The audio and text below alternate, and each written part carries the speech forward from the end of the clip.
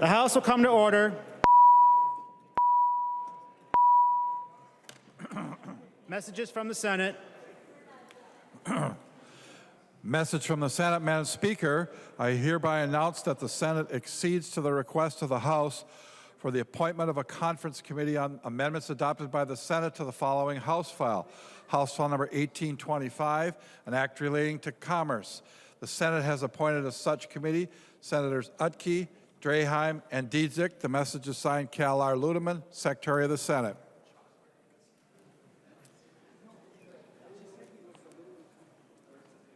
Conference committee reports.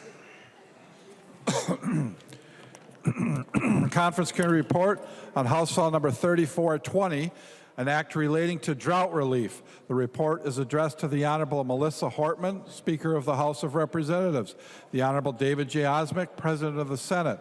We, the undersigned conferees for House File Number 3420, report that we've agreed upon the items in dispute and recommended as follows. The conference committee report is signed by 5 of 5 members of the House and 5 of 5 members of the Senate. Sundin moves that the report of the Conference Committee on House File Number 3420 be adopted and that the bill be repassed as amended by the Conference Committee. I recognize the author, Representative Sundin. Thank you, Mr. Speaker and members. The Agriculture Committee actually had 2 conference committees open this year, one on drought and one on ag, housing, and broadband. Since we were able to get agreement on ag and broadband, those items were referred to the Drought Conference Committee under Joint Rule 2.06. The Conference Committee report before us reflects a joint package of supplemental ag, finance, disaster recovery and assistance, and broadband. Since time is short, I'd like to thank all the members of the Conference Committee involved, the staff, nonpartisan, and caucus staff. All those helped us along the way. I mentioned them individually when the bills came through the first time, but I want to recognize everyone's efforts to do the people's work. I'll go through some of the highlights of the bill. You've heard most of this before, but we've got time this evening, so we're going to use it. Article 1 of the bill provides supplemental funding for agriculture. That's the ag portion of House File 4366. The House came in at $60 million above base in fiscal year 23 and less than that in the tails. The Senate came in at $5 million in fiscal 23 and 0 in the tails. The targets were $7.5 million and 7.5 in the tails. Obviously, with a target like that, we lost a number of really important provisions we carried to conference. However, we think this is still a strong package. A few of the highlights include animal disease response. The House carried animal disease emergency funding in the supplemental bill, and the Senate included most of their funding in the drought bill, which we'll hear again in Article 3. This conference committee report brings them together. An additional $1.5 million in fiscal 22 was provided to the Minnesota Department of Agriculture to help respond to the current highly pathogenic avian influenza outbreak. Between this, the drought article, and the $1 million previously passed, a total of $4 million will be available to deal with this and other animal disease responses. In addition to the $1 million in Article 3, $250,000 in fiscal year 22 and $250,000 in tails is provided for a total of $1.5 million to the University of Minnesota Vet Diagnostic Lab for equipment for additional testing capacity. Funding for Forever Green, $630,000 a year established in tails. This funding may also be used for cover crop commercialization. $500,000 in fiscal 23 for new soil health pilot program. This compromise builds from the Senate position, and we know this is an area that has strong interest and support from all different types of ag groups. Two of the Vice Chair Vang's special initiatives, there was $827,000 for emerging farmers, $500,000 in fiscal 23 and $750,000 in tails for a new down payment assistance grant. Livestock processing issues were popular. Addressing this issue with a few large processors dominating the livestock processing, which creates problems for small and mid-sized farmers. We were going to invest $650,000 in fiscal 23 and $250 in the tails for livestock processing facility grants for small and mid-sized processors. $350,000 in fiscal 23 for a pilot program for secondary schools for meat processing education. $750,000 for the Ag Innovation Campus. Article 2 deals with ag-related statutory changes. Highlights include, while we didn't have enough additional funding for pollinator research account, we did get the extension of the fund and a broader name change. Cooperative grant funding is authorized and requires a match. The Senate would not accept the House position on treated seed and plastic seeds. There's no language for funding provisions related to white-tailed deer farmers. A few Senate provisions of interest were we reached a compromise on the proposed changes to the ACRA. We're going to raise the cap effective January 2023 and adjusted thresholds that trigger fee increases. We accepted the Senate provision that allows for small solar installations on ag preserved land. We accepted a more narrowly defined provision of exotic animals. This version takes out reference to the alternate licensing accreditation process, which many saw as weakening the process, and keeps it more focused on zoos that are currently licensed exhibitors. Animals from accredited institutions and participate in specific programs. Article 3 deals with the disaster recovery assistance. We heard the bill 3420 on April 10th and passed it through this body. The highlights would be a total of $18.4 million broken down for ag appropriations, $13.1 million, $8.1 million of that for drought grant appropriations for livestock and specialty crop farmers, $2.5 million for Rural Finance Authority disaster assistance loans. As I previously mentioned, this article provides $1.5 million for the Minnesota Department of Agriculture Animal Disease Emergency Response Funding and $1 million for the Vet Diagnostic Lab. There are some appropriations for the DNR, $5.3 million, broken down $5 million for seedling replacement.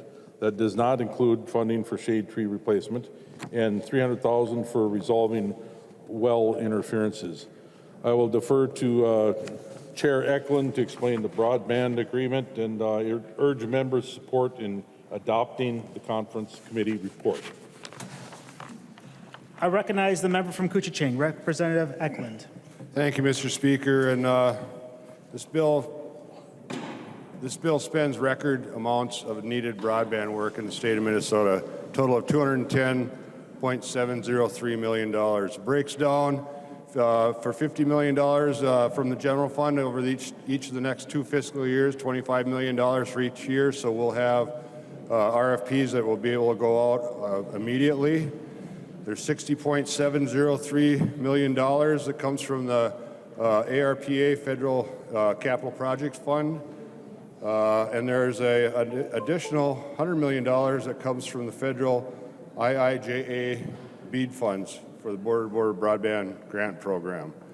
One of the interesting things that we're doing in this bill is there's a low-density pilot program for $30 million to help townships that need broadband but have a hard time coming up with the cap and the match. So what this will do is it'll reduce the cap or increase the cap to $10 million for the project and cut the match to 25%. We'll see if that is if that'll work or if that's the right percentage that we need to do. Another interesting House position, Rasmussen bill, the line extension program funding. This will help some of our cable providers get to individually tough to reach residents. Overall, members, I think this is a very good portion of the bill. I was proud to help work on that, and I ask you to vote yes on the entire package. Thank you, Mr. Speaker. Further discussion to the conference committee report. Speaker. There being no further discussion, well, Mr. Speaker. not yet. I recognize the member from Isanti, Representative Dow. Thank you, Mr. Speaker and members. Normally, I would stand and make a motion to not adopt the conference committee report, which is a higher motion, and we'd go through a whole dog and pony show talking about why we shouldn't be passing this agreement tonight. And I want to thank the chair and I guess the chairs. This went out of here as 3 different bills, maybe 4, and here it is now as 1 bill.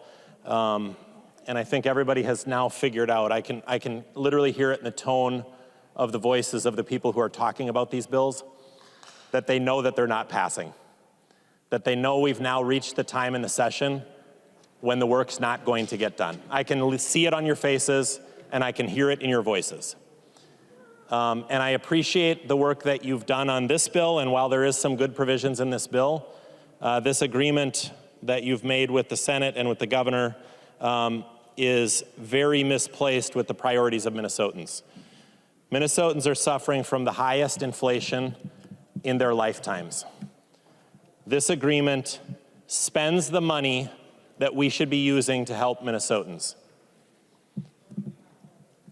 Minnesotans care about the high gas prices that they're going to pay all summer.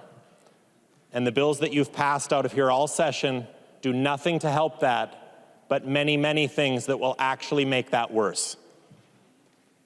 And Minnesotans care about the fact that their streets are not safe. And Democrats have made them unsafe, and Democrats are preventing supporting law enforcement and funding law enforcement that would actually keep them safe. So while you've swung at 3 pitches and missed all of them, and you're trying to convince us that here, a dog and pony show at 10 p.m. or 11 p.m. at night, when there's no chance this bill becomes law, is just a waste of everyone's time. So I'm not going to continue to waste your time by making a motion to not adopt this report and talk about all the things that are wrong with your deal. I'm just going to ask members to vote against this because it doesn't matter. This bill will not become law, and everybody in this chamber knows that. You want to know, if you're wondering at what point in session we are and how silly things have gotten in the legislature, and they always do in the last 36 hours, today, the tax conferees did a press conference announcing their deal to the press. I literally watched them sign a fake conference committee report in front of the press. So in caucus just now, I said to my members, I watched them sign the conference committee report, but for some reason it's not been posted. It hasn't been emailed to me that, yes, the conference committee report has been finalized. And I have a member that serves on that conference committee, and he said, no, we've only adopted 3. That wasn't a real conference committee report that we signed in front of the press. Why are we trying to convince people at home and the press that the work is getting done when it's not? There isn't a conference committee report on the tax bill. It was a dog and pony show, just like this is. So members, it doesn't really matter how you vote. I would say vote no, reject the whole deal, so that we can actually use the resources and the money we have to help Minnesotans with the high inflation, to help them from the high gas prices that Biden and Tim Walz are giving them. And we can use that money to keep our streets safe. But Minnesotans want their money back, and they want some help. They don't want to be ignored, and they don't appreciate a dog and pony show at 11:20 at night, conveniently after the 10 p.m. news. Everybody in this chamber knows what's going on tonight, and I can see it in your faces, and I can hear it in your voices, the defeat. The fact that you realize now that you haven't gotten your work done on time, and you haven't even begun to address the things that Minnesotans actually care about. So while there are great things in this bill, why are there trees in this bill again? This is the ag bill, not the bill for the Department of Natural Resources. This isn't where trees get funded, but there's trees in this bill. Please help us. You can't save yourselves now. It's too late. Because everybody who's paying attention at home knows that tomorrow night when that clock hits midnight, you've run out of time. And there isn't enough time to get the stuff done that you still need to get done. So we're not going to give long speeches on the floor tonight because we all want to be at home. I'm going to give one more. But I'm going to ask everybody to vote against this because it doesn't matter anyway. It's not becoming law. None of this is. So let's vote no and let's go home and go to sleep. And you know what? I recommend tomorrow night, when the clock chimes midnight, that we all go home and sleep for 7 months, and then we'll come back and do the real work that Minnesotans want. There being no further discussion, all those in favor.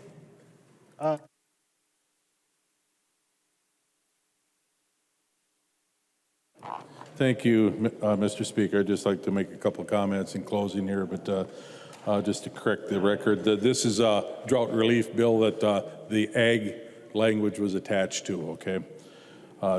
Just a little bit of clarification on it, but I'm really thankful for all the contributions of the many members who've had their hands on this supplemental budget bill and helped to get it to the finish line. I know I'm not the only person in this chamber who wished we could have passed some of the drought measures months ago, but I appreciate all the efforts that got this bill done for our farmers, forests, and loggers, and every Minnesotan who deserves to be connected to the internet with quality service that is easy to access. This state is full of hardworking people in both urban and rural communities who get up every day to make Minnesota a better place by feeding our neighbors and the rest of the world. And I'm pleased to say this bill will have a positive impact on every one of them. Please vote green. Okay. There being no further discussion, all those in favor of the motion to adopt the conference committee report for House File 3420 say aye. Aye. Opposed say no. No. The motion prevails and the clerk will give the bill its third reading as amended by conference. Third reading, House File number 3420, as amended by conference. Third reading as amended by conference. Discussion. I recognize the member from Pine, Representative Nelson N. Thank you, Mr. Speaker. And most of you have probably heard me speak on agriculture on the floor before. And I'm going to talk a little bit about drought relief tonight. And ironically, it's too wet for me to plant. You know, we're on the 21st of May. I have yet to put a seed in the ground. It's too wet. And if you don't think God has a sense of humor, all the praying we did for rain last summer, he answered that starting about 2 months ago. We've been getting rain. And while I'm thankful for that, there are people that really needed drought relief. And Department of Agriculture last July started having bi-weekly meetings on what can we do. There were some grazing areas that were open, or areas opened up to grazing. There was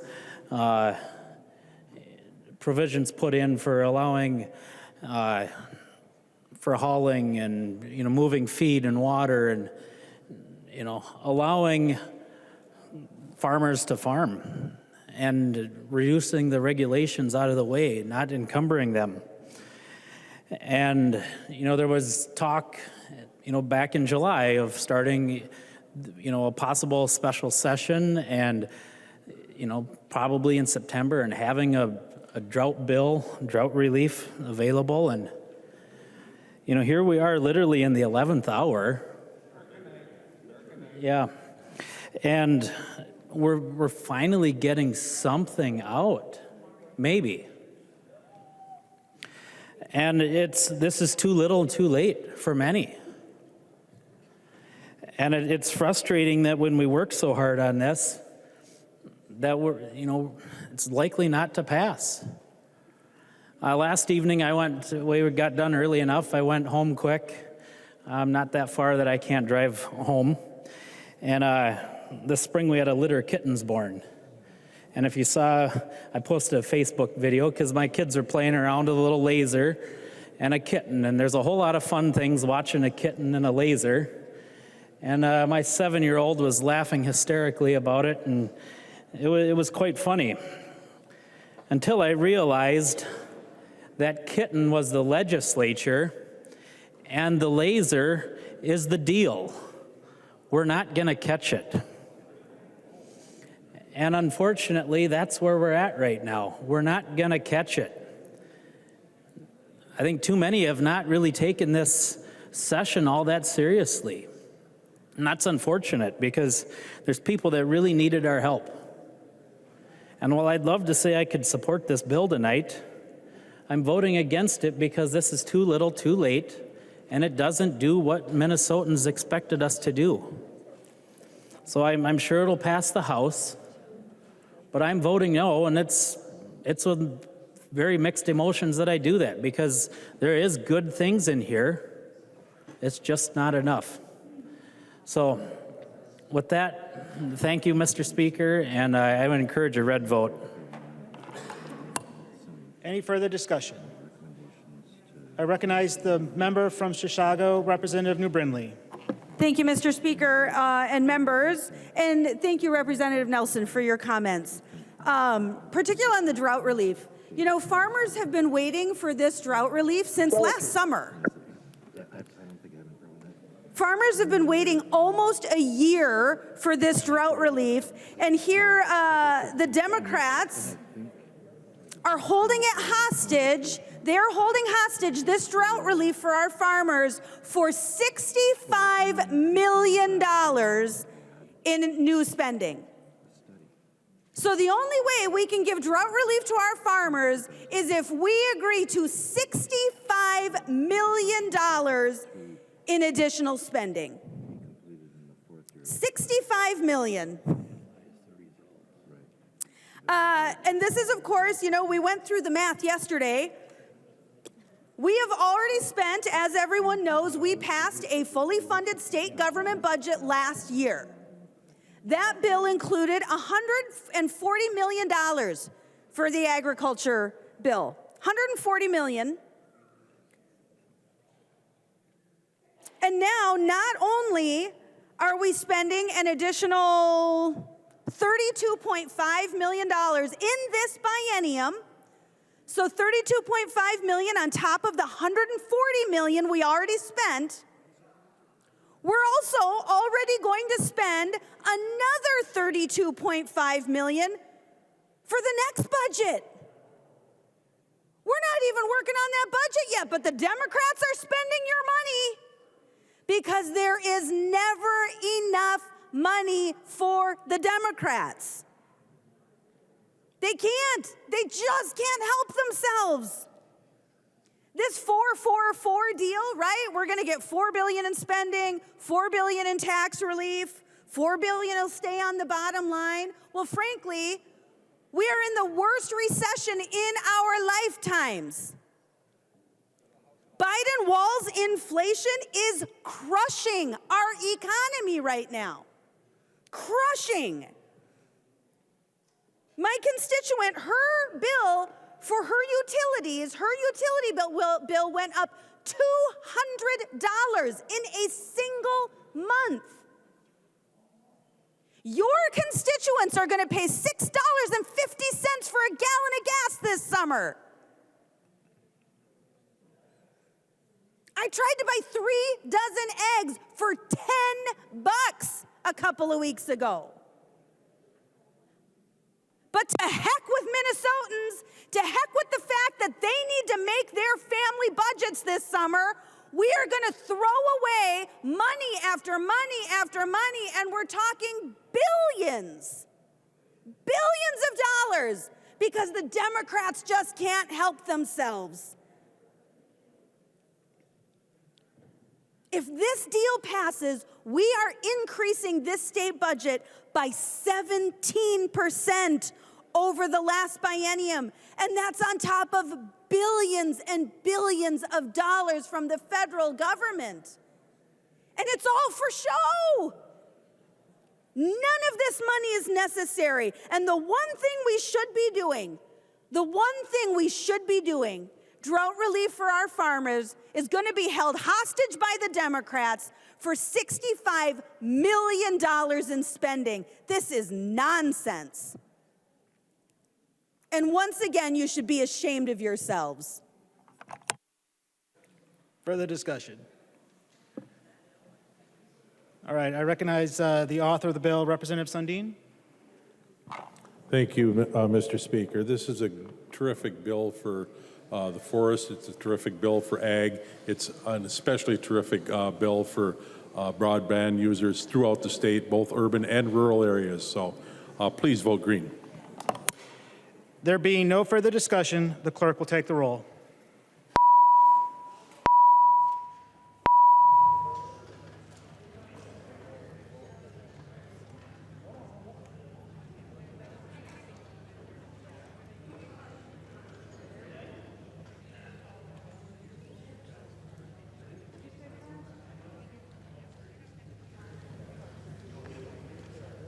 Members voting remotely, please vote.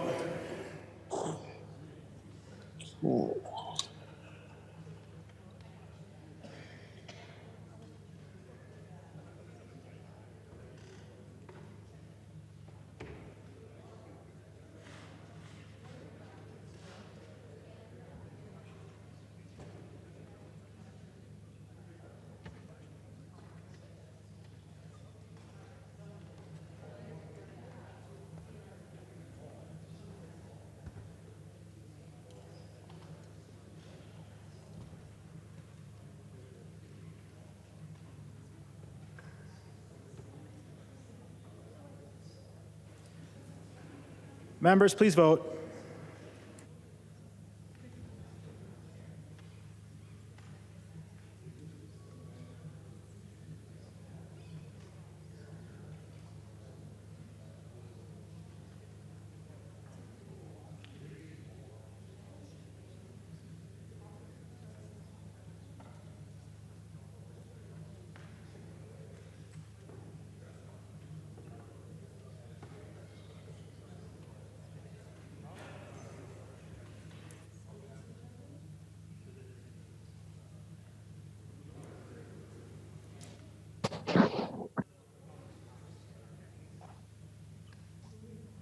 Will the clerk please call the names of the members who have not voted yet?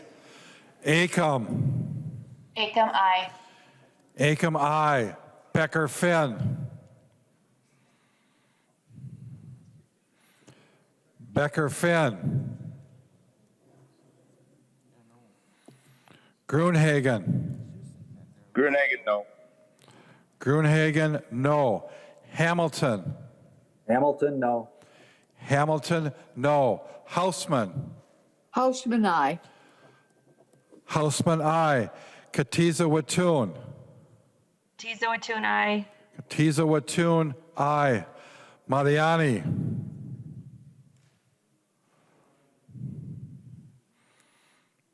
Mariani. Mariani, aye. Mariani, aye. Mecklin. Eklund, no. Mecklin, no. Moran. Aye. Moran, aye. Murphy. Murphy, aye. Murphy, aye. Sandsted. Sandsted, aye. Sandsted, aye. Thompson. Thompson, aye. Thompson, aye.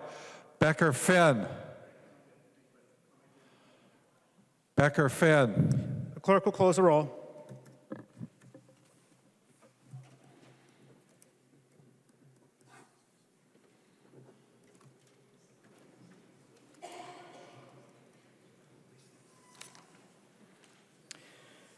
There being 69 ayes and 64 nays, the bill is repassed as amended by conference and its title agreed to. Do you need other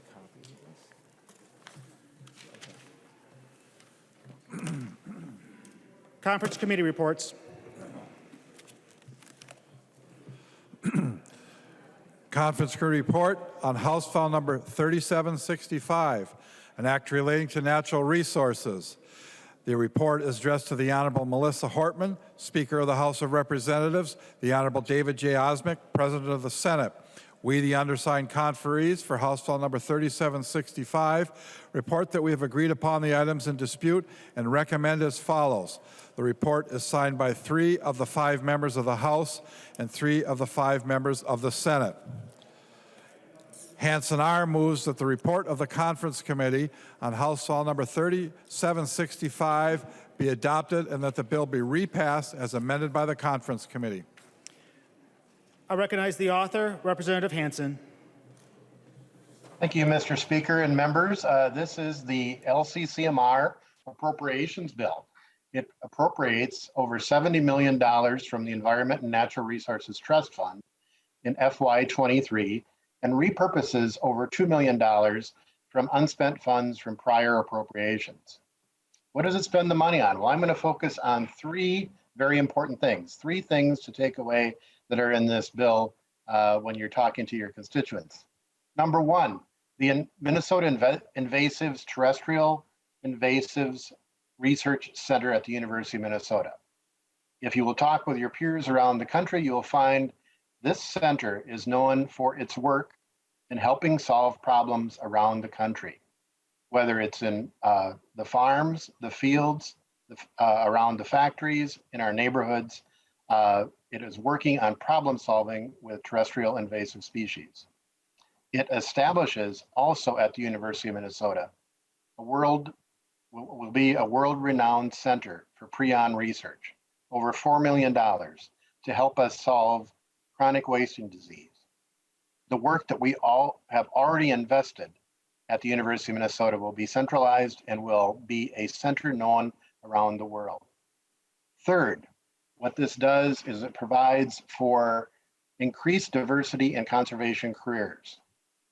It reflects a changing Minnesota and makes aggressive outreach to try to involve more Minnesotans in the outdoors, both in enjoying the outdoors, but also conservation careers. I'd ask for your support in adopting the Conference Committee report. Is there any discussion to the Conference Committee report?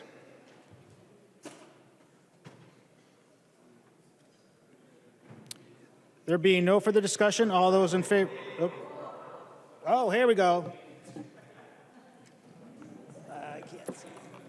Representative Heitzman, go ahead. Thank you, Mr. Speaker. I do want to mention that this bill has, I would argue, improved significantly since it left the chamber. There's still a few things that I have concerns with, but I want to thank our Senate counterparts for a strong negotiation, and my red vote is now green. Further discussion? Okay. Seeing no further discussion, all those in favor of the motion to adopt the Conference Committee report say aye. Aye. Opposed, say no. No. The motion prevails. The clerk will give the bill its 3rd reading. Third reading, House File Number 3765, as amended by conference. 3rd reading. Discussion.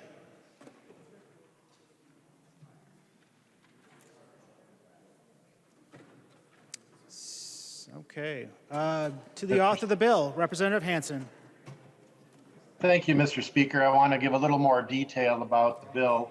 It does fully fund 36 House projects totaling $38.810 million.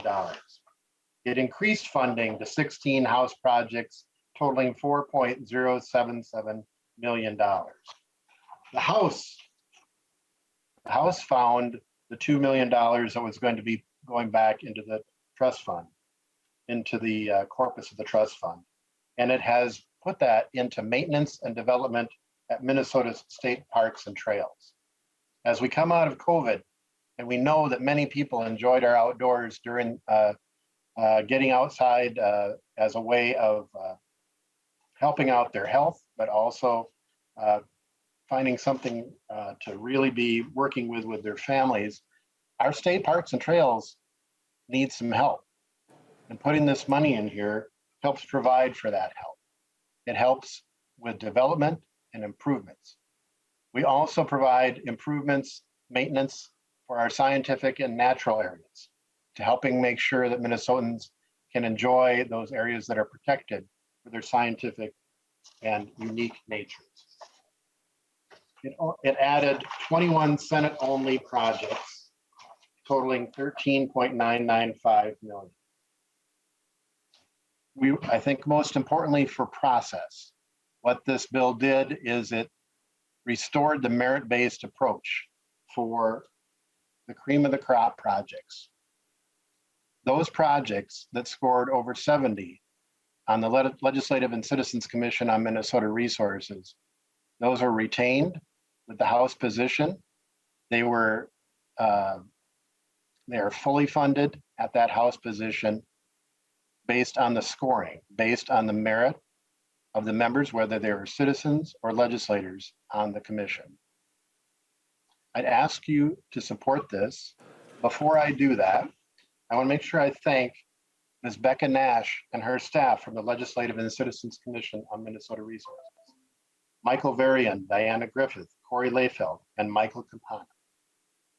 I want to thank our committee staff, Janelle Taylor and Bob Eliff from House Research, fiscal analyst Brad Hagemeyer, committee administrator Peter Strohmeyer, committee legislative assistant Scotland Cracker, and partisan researchers Molly Peterson and Amy Zipko. I will also thank our colleagues in the Senate who worked long and hard with our House researchers to get the bill before us tonight. This is a good bill. It's a compromise bill. I'd ask for your support.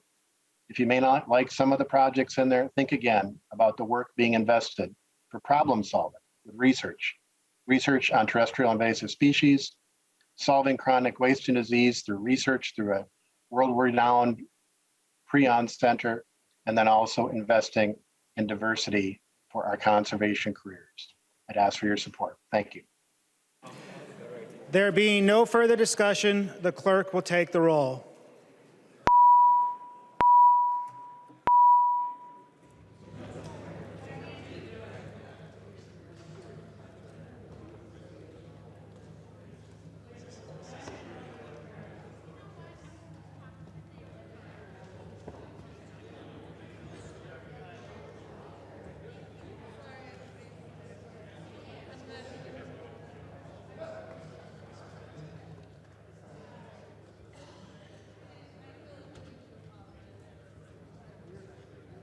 Members, please vote.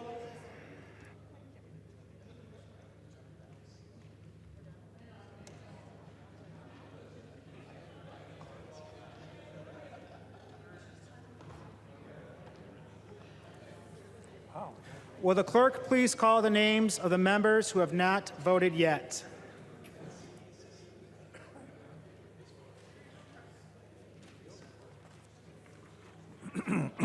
Anderson. I didn't get it. Anderson, aye. Gruenhagen. Gruenhagen, no. Gruenhagen, no. Haley. Haley, aye. Hamilton. Hamilton, aye. Hamilton, aye. Hausman. Hausman, aye. Hausman, aye. Mariani. Mariani, aye. Mariani, aye. Moran. Aye. Moran, aye. Farr. Farr, aye. Sandsted. Sandsted, aye. Sandsted, aye. Thompson. Thompson, aye. Thompson, aye. The clerk will close the roll.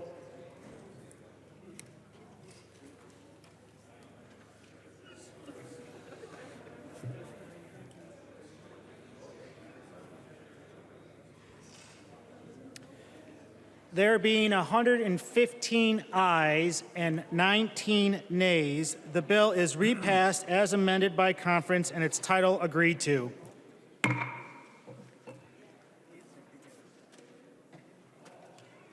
Motions and resolutions.